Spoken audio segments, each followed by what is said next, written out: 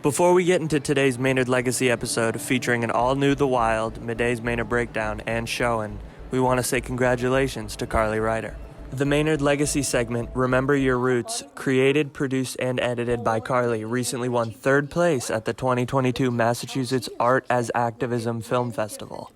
Carly and featured guests were invited to the Cabot Theater in Beverly, where they found out her piece placed third out of all Massachusetts entries. Congratulations, Carly, and here is the final installment of Remember Your Roots. This is the Maynard Legacy.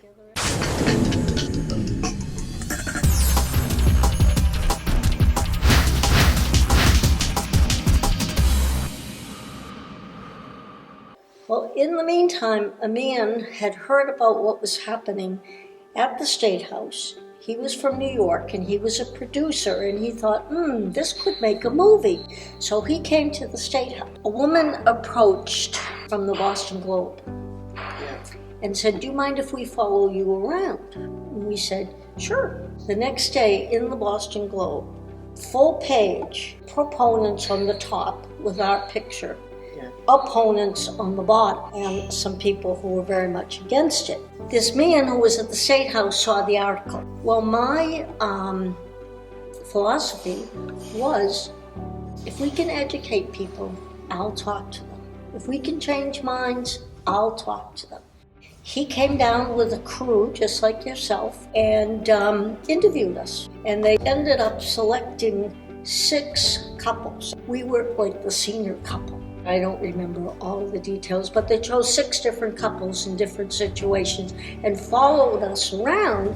Then he went to each and every one of the weddings, which was wonderful. So that's the story with the movie. It was exciting.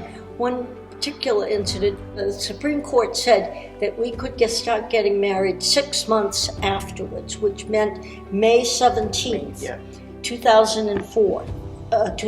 2004, the first marriages could take place. Most of the people got married right away on that date. Her granddaughter's birthday is May 16th, so we couldn't get married on May 17th. We had to go to Maryland. And I opened up the New York Times, and I'm reading about what's going on in Massachusetts, and there we are in the New York Times. In Maryland. And I think there was a clip in the Washington Post, too. Yeah. First, we were going to have a small wedding, and then I said, no, this is history. We invited the media. We invited over 300 people. It was more like an announcement. We just sent an invitation. If they didn't want to come, if they were uncomfortable, they could easily refuse. We had 230 people at our wedding. We got married in the first parish in Sudbury. So that was the story of our wedding. And it was a very exciting time. We had all of our family there, every one of her siblings, and she came from a very devout Catholic family. This is 2004, and she really didn't think that... I didn't think my sister was going to come. And you're happier today than you were. Absolutely. Oh. Anyway, that's the story of our lives.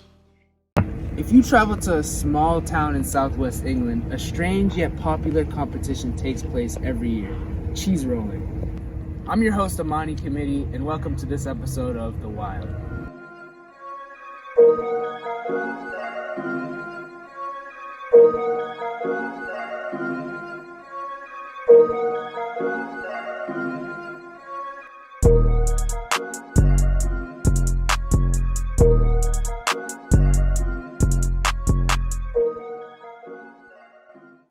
Now you might be wondering what cheese rolling even is and what even goes down. The rules are simple. A 9-pound roll of Gloucester cheese is rolled from the very top of a large hill. A maximum of 14 competitors are to chase after it as fast as they can going down the hill. The first person to get it is the winner and receives the cheese as a prize. You do not need to meet any criteria or sign any paperwork to participate in this sport. Just show up on the top of the hill and you can participate. Thanks, Monty. This unusual event is held in Brockworth, a small English town in Gloucester, every spring. Thousands of people from around the world travel to watch or participate in cheese rolling. In the past, many people have been injured by the massive rolling cheese, so recently they changed it to a replica. To end this episode, we're going to show some of you at home some of the greatest cheese rolling moments that we found.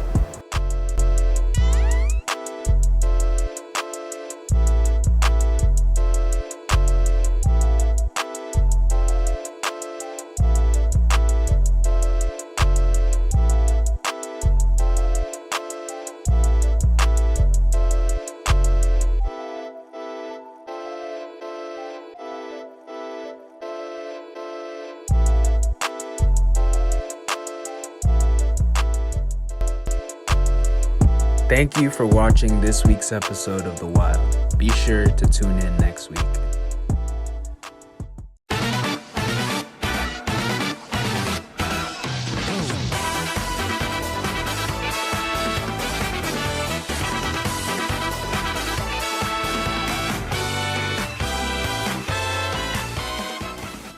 What makes a character great?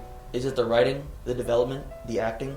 In today's episode, we are going over why these three characters are fan favorites. And of course, there will be spoilers. Kira is the main character in the show called Death Note, where he becomes capable of killing anyone he wants by writing their name in the book called Death Note. After only taking out criminals, he becomes obsessed and starts killing anyone whom he doesn't like.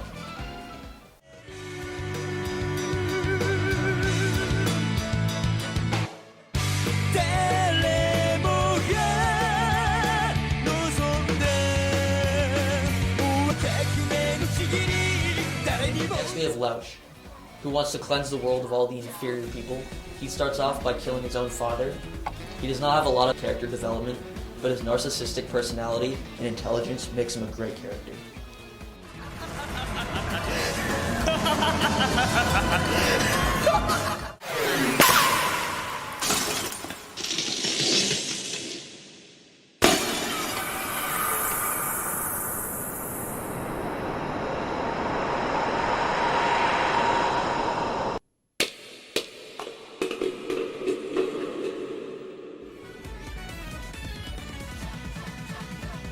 Eren Yeager has gone through the most character development on this whole show. He was only an innocent 11-year-old boy when Titans attacked the city and killed his mom. After that, he swore on his life he would kill every single Titan in existence. After becoming a Titan, he starts killing everyone who stands in his way. He betrays his own friends for his own ambitions.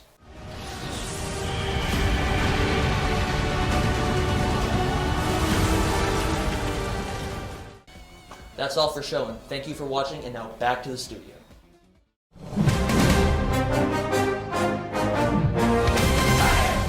Welcome back to Miday's Maynard Breakdown. On this episode, we're going to be breaking down how Kyle Monahan got to 1K points against Clinton. On the first play, Michael Tuck is going to start off with the ball. He's going to pass it to a Brow Alencar. After he passes, he's going to come and set a low screen for Kyle, who's going to go around the screen where Brow passes the ball back to him.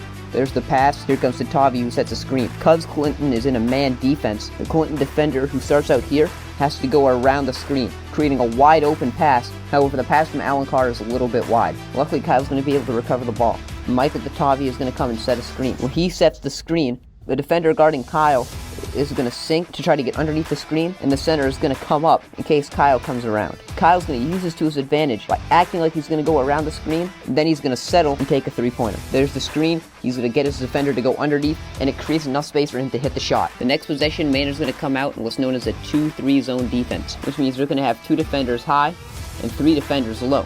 Kyle Monahan is just off the screen here, guarding a Clinton player in the corner. Because Maynard's in a zone defense, they're going to move according to the ball. So when Clinton passes the ball here, the Maynard defense is going to adjust to the ball. Clinton is going to take advantage of this movement by passing the ball back, and because of the reaction of the zone defense for Maynard, that creates an open shot for Clinton. There's the three-pointer. Luckily, it's a deep three and the shot doesn't go in. But Kyle's able to grab the rebound, he's going to have a fast break opportunity, and he's going to finish through contact, and the ball barely goes in, and he reaches 1K points. That's all for this episode of Miday's Maynard Breakdown. I hope you enjoyed this video, and congratulations to Kyle Monahan on reaching this incredible milestone. It's not something you see a lot happen, and it couldn't happen to a better guy.